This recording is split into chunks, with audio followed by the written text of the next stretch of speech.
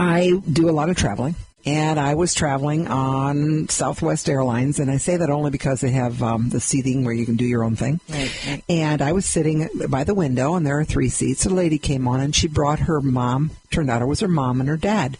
And she brought them in, and he sat in the front because he was quite debilitated in many ways, dementia being one of them. And her mom, they sat with me. Now, you know how you're sitting on top of someone trying to act like you're not listening. All right. So I'm sitting there, and I get the gist of what's going on. She's moving her folks from Nashville, Tennessee, to Houston, where she's putting them in an assisted living building close to her. Maybe sometime we can get together and talk about that dilemma. But at any rate, we're not here for that today. And they didn't want to go.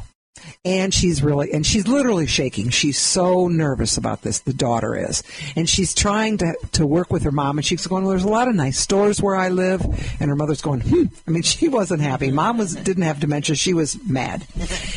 So we fly. Flying, we're 10 minutes out of Houston. The lady has calmed down. She reaches over, touches my hand, and says, what do you do for a living? Oh, boy. And I told her, and I thought she was going to break my hand. She took such a hard hold and said, please tell me what to do. Oh. And I said, okay. But I said, I have to ask you a question first. Tell me about your dad. And I don't want to know anything about him medically. I want to know who he is. Uh-huh. And she said, well, he used to train racehorses. He used to, the big boys, the Preakness, the Belmont, the Derby, big horses. And I said, okay, that's good. That's enough. And I said, well, and this is one of the things I talk about a lot in my book. And I said to her, I'm going to tell you a couple of things not to say. She said, all right. And I said, number one, I'm going to teach you to not say the word no. And she said, well, now that's just ridiculous. I said, okay, tell me the problem. She said, we're going to be living in Houston. My dad's barn is back in Nashville. We'll stay in Nashville. And what am I going to say to him when he says to me, let's go to the barn? I got to say, no, Dad, your barn's in Nashville. I said, okay, here's what we're going to learn. We're going to look at it like this. A thought about his barn just went zooking through his head. Take him there. Take him there mentally. Now, you and I both know that, or maybe we don't both know. Well, I'm going to share this with you. Someone with memory loss, if you can keep them happy, they will forget where they're heading in a maximum of 5 minutes. Now, is this cut and dried? No. None of this is cut and dried. We're human beings. But in the main, 5 minutes. If you make them angry, they will be angry at least until they go to bed. Okay? And then they also have the negative feelings when they see you the next day, and you'll get some behaviors, and they don't even understand where they're coming from. All right. So our goal is to take him to the barn in his head, talk about the barn, and see if we can use up those 5 minutes pleasantly. So I said, what you want to do is take a little time. Hang on, I gave it a note, paper, and pad here. Just a minute. Let me get this. All right. Now, when we get to the barn, Dad, what kind of feed are we feeding these days? I said, you know the lingo. I don't know the lingo. Is that still working pretty good? I mean, how many barrels do we bring? What did you say? I have to shine the tack. Dad, I don't like shining the tack. The whole thing? Oh, hey, when we get to the barn, Dad, I was thinking, which is the other name of my book, obviously. Mm-hmm. I was thinking, could you get those pictures of Thunder Thighs? You know that one horse you had that was so good? What a beautiful animal. And let's visit, in our minds, let's visit Thunder Thighs. Mm-hmm. And you're using up time. And if he jumps on Thunder Thighs, if he jumps on the feed, if he jumps on the tack, go with it. Yeah. Go with it. Because it's one of the memories he's having of the barn. All righty? I said, please don't make me muck out the stables. Whatever. You know the lingo. And your goal is we're going to fill these 5 minutes with pleasure, and he will leave you instead of fighting. No, you live in, no, I don't. I live in Nashville. No, you live in Houston. No, you live in Nashville. We moved you over here 4 months ago. Mm-hmm. Don't you remember you and Mom now live on Hazel Street, not on the ranch? No, we live on and it all starts. Yeah. Okay. Yeah. And it all starts. And just look at how the frustration on all parties, for all parties. Truly. Because I can't believe anybody who sits there and argues with their loved one that is having the cognitive loss, that you go home feeling good about what well, I finally got it in his head that we live in, Houston. Do you really feel good about that? No. I bet you feel horrible. I felt terrible because I say the word beat on her. I mean emotionally. I would beat on her until she would go, okay. And I go, see, that's fine. I knew it wasn't fine. Every time she lived in California, and the end of the conversation, I would be miserable. And here's the second thing that happens to us. What I would say to myself is, I am going to change the air in the tires before I call her back. Because it's so uncomfortable. I see that happening all the time. I don't go visit. I don't stop over. I don't call because what if this all starts again? And I've got too much to do. I'm very busy, you know. I can't possibly. I'd love to see her. You know that I would, but I just can't. And it's a defense mechanism. I'm not putting folks down for it. It's a defense mechanism to try to cover up the hurt, but it doesn't work very well. Yeah. Okay. When I finally got smart, and we can talk about this a little later on, when I finally got smart and began to listen to myself as I worked with my mom and look at the things that I believe, we had marvelous conversations about lots and lots of things, and we'll talk about how do we get those conversation starters. Yeah, because this as book, we roll again, along. We want people to know, I was thinking, is the title of the book, Unlocking the Door to Successful Conversations with Loved Ones with Cognitive Loss by Diana Waugh, and her last name is spelled W-A-U-G-H.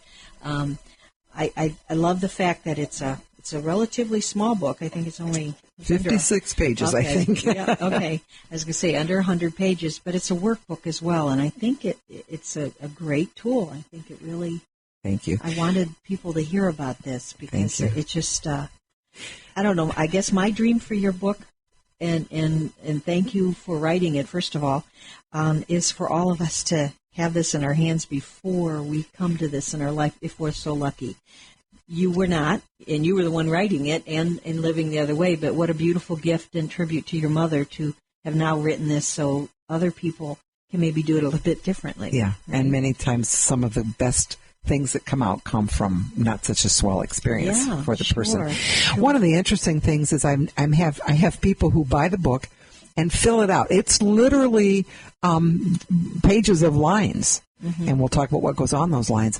But people fill it out and say, I'm filling this out. I'm going to give one to each of my children so they know what I love to talk about when and if I have problems.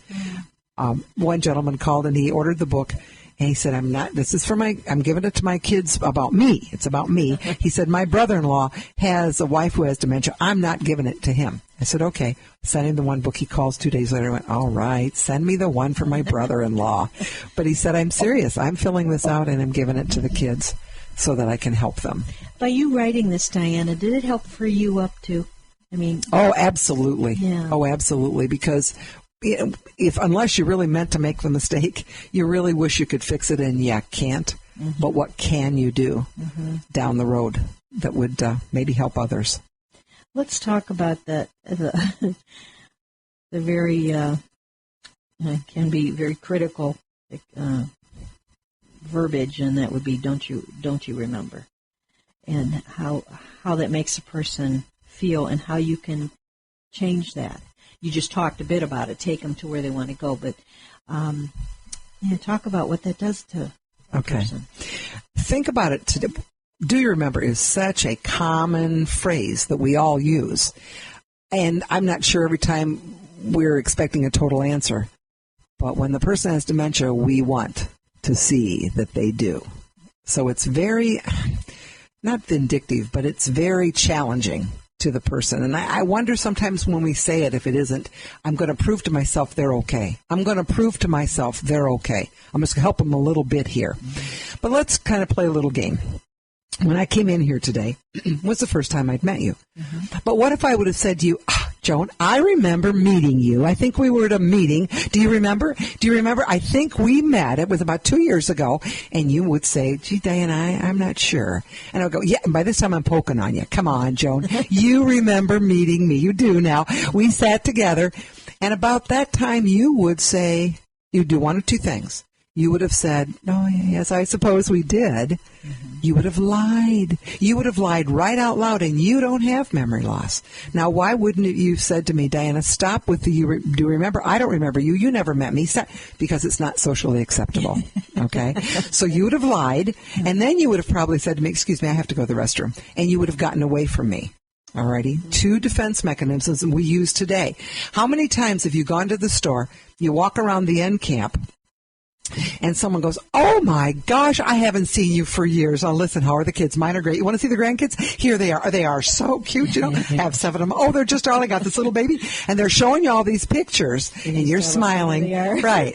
And they walk away, and you go, who in the world was that? Why didn't you say to them, I don't know you, stop showing me those pictures, or give me your name or something? Because socially, alrighty. So what happens when you have dementia, and I start the do you remember, do you remember, do you remember? You're going to try to say up. Yeah, well, you're going to try to save face without hurting me, without going, you're like out of it, lady. You've got the wrong person here, and I believe by the time you get to the end of the word remember, the person with dementia is already shaking inside because I'm having trouble remembering things, and now she's asking me this question, and I'm fairly sure I'm going to flunk this. And when their stress goes up, their ability to manage their situation goes down. So maybe even if I could have remembered, now I can't remember at all because I'm so nervous. And I laugh and say, if I just switch it up, if I would have come in today and went, hey, Joan, I think I met you, and you'd have said, boy, I'm not sure. I said, oh, I was thinking I did. It changes who owns that story. It does. That first story was yours. I'm on your shoulders going, do you remember me? The second one, it's on my shoulders. Right. It's the same end of the story. Right. It's, and I think I know. In a more respectful way, too. Yeah. I love how you say follow them to where that you want to go. I'm at a nursing home night.